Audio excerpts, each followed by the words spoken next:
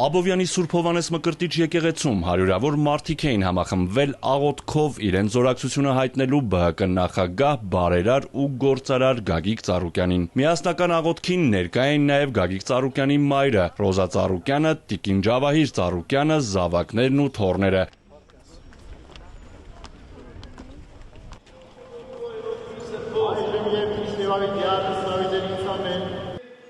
Աստորությունը, պահպանությունը իշտի մեր շատ սիրելից Գագիկ Ծառուկյանի եւ իր ընտանիքի վրա եւ մեր աղոթքն է, որ այս դժվարությունները, նեղությունները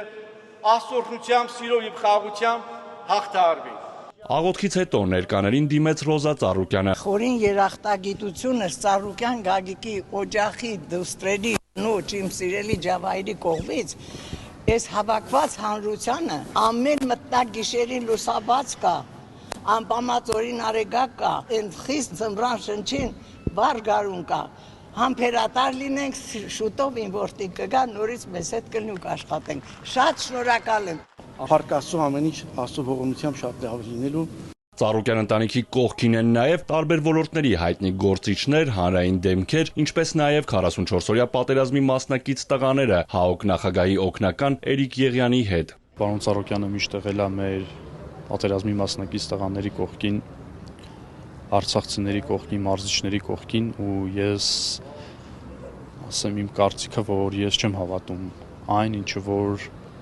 իրան մեղադրում են։ Եկեղեցական արարողության ավարտին ներկաներին իր երախտագիտության խոսքն ուղեց նաև Գագիկ Ծառուկյանի դուստրը Ռոզա Ծառուկյանը, շնորհակալություն հայտնելով բոլոր նրանց, ովքեր եկել էին աղոթքով կիսելու այս օրը եւ իրենց աջակցությունը հայտնելու Գագիկ Ծառուկյանին եւ ընտանիքին։ Ես ուղղակի շնորհակալություն կասեմ մեր ընտանիքի անունից այսքան մարդկանց աջակցության համար, ովքեր այս դժվարին օրերին մեր ընտանիքի կողքին են, աջակցում են մեզ,